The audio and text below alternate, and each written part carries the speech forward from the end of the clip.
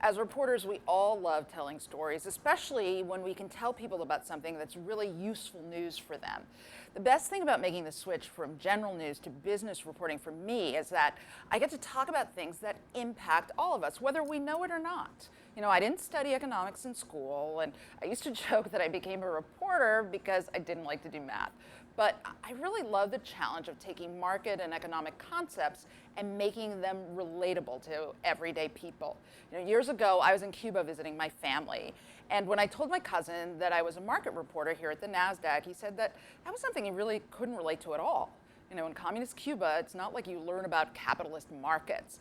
But then I showed him that he actually lived the economic concept of supply and demand every day.